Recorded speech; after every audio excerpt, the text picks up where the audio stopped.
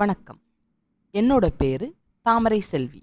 இன்னைக்கு நம்ம கேட்டுக்கிட்டு இருக்கிற படம் மனோகரா. வாங்க கதையை தொடரலாம்.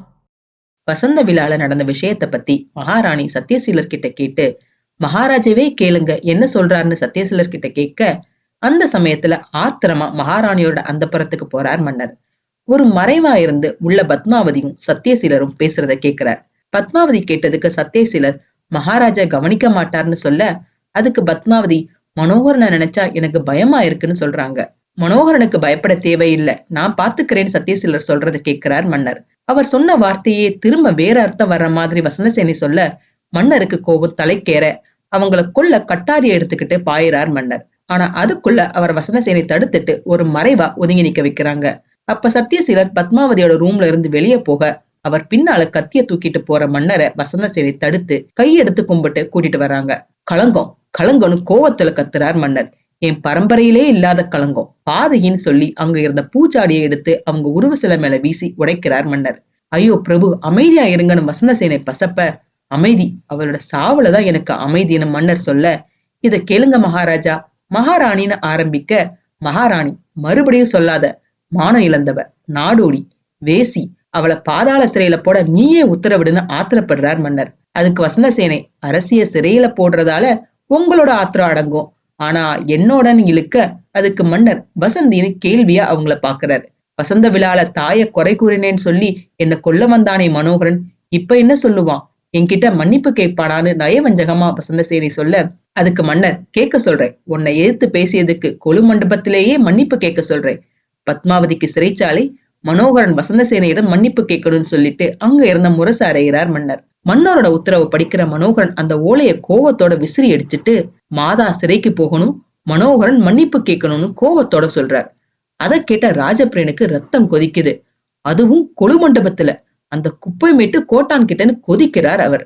ஆணையிட்டு இருக்கிறது தந்தைன்னு மனோகரன் சொல்ல, ஆமாம் கண்ணே, அதை மறந்துடாத, உன்னை பெத்த தந்தைன்னு பத்மாவதி அந்த நேரத்திலையும் அமைதியாவே சொல்றாங்க. தந்தை அஞ்சா நெஞ்சன மகனா பெற்றார், அருங்குணவதிய மனைவியா பெற்றார், அவர் பெற மறந்தது ஒன்றொன்று தாயே, அறிவு, அதைத்தான் பெற மறந்தார்னு கொந்தளிக்கிறார் ராஜபிரியன். ரொம்பவே கரெக்டா சொன்னார் ராஜபிரியன். மன்னராயிருந்தாலே மண்டையில மசாலா இருக்க கூடாதுங்கிறதுதான் குவாலிபிகேஷன் போல.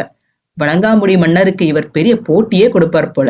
மறந்ததை நினைவூற்றேன்னு மனோகரன் போக, அதுக்கு பத்மாவதி, அதை செய்ய நான் உன்னை தடுக்கலையேன்னு சொல்லிட்டு, அவசரத்துல அப்பா தவறி இருக்கலாம், எதுக்கும் நீ போய் காரணம் கேளுன்னு சொல்றாங்க பத்மாவதி. அதுக்கு கோவமா காரணம் கேட்கறதான்னு மனோகரன் கேட்க, அப்ப விஜயா பத்மாவதி கிட்ட, வேணா அத்தை, அவர் அனுப்பாதீங்கன்னு அழுதுட்டு மனோகரன் கிட்ட, அத்தான் நீங்க போக வேணான்னு அழுகுறாங்க விஜயா. வீரமகனே போய்வான்னு பத்மாவதி சொல்ல, இருதலை கொல்லி எறும்பா விஜயா அவங்க அத்தைய பார்க்க, மனோகரன் போய் வர்றேன்னு சொல்லிட்டு அங்க இருந்து கிளம்புறார்.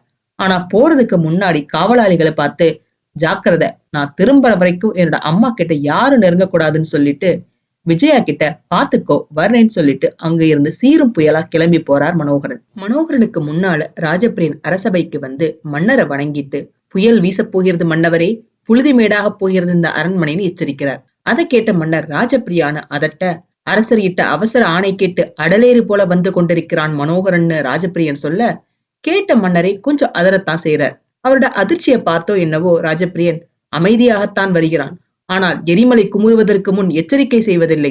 மகாராணிக்கு சிறைச்சாலை, மனோகரன் மன்னிப்பு கேட்க வேண்டும். வேந்தே, வேங்கையிடம் விஷமம் காட்டலாமா?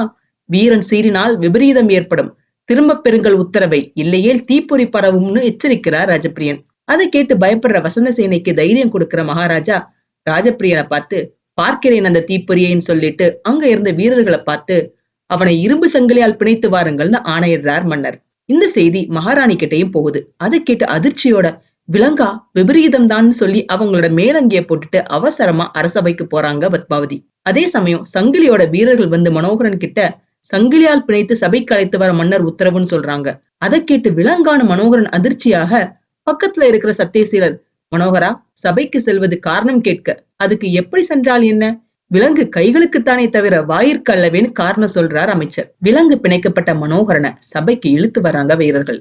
மனோகரனை இழுத்து வராங்கன்னு சொல்றதுக்கு பதில் மனோகரன் வீரர்களை இழுத்து வந்தாருன்னு தான் சொல்லணும். மன்னர் முன்னாடி மனோகரன் நிறுத்தி வைக்கப்பட, மன்னர் மனோகரனை பார்த்து, மனோகரா, உன்னை ஏன் அழைத்திருக்கிறேன் தெரியுமான்னு கேட்க, அதுக்கு மனோகரன், தயவு செய்து திருத்திக் கொள்ளுங்கள், அழைத்து வரவில்லை, இழுத்து வர செய்திருக்கிறீர்கள்னு காட்டமா சொல்றார் மனோகரன். செய்யாத தவறுக்கு மனோகரன் மன்னிப்பு கேட்பாரா? மன்னிப்பு கேட்கலைனா மனோகரனுக்கு மன்னர் என்ன தண்டனை கொடுப்பார்? தெரிஞ்சுக்க அடுத்த பகுதிகளை தவறாம பாருங்க. இந்த பதிவு உங்களுக்கு பிடிச்சிருந்ததுன்னா லைக் பண்ணுங்க, ஷேர் பண்ணுங்க, சப்ஸ்கிரைப் பண்ணுங்க. நான் போடுற வீடியோஸ் உடனுக்குடன் உங்களுக்கு தெரிஞ்சுக்கிறதுக்காக நோட்டிபிகேஷன் பெல்லையும் கிளிக் பண்ணுங்க. என்னங்க, கதை சுவாரஸ்யமா போயிட்டு இருக்கா? இந்த கதையை பத்தியான உங்க கருத்துக்களை தவறாம என்னோட ஷேர் பண்ணுங்க. உங்க கருத்துக்களை தெரிஞ்சுக்க நான் ஆவலா காத்திருக்கேன். மீண்டும் அடுத்த பதிவில் சந்திப்போம். நன்றி, வணக்கம்.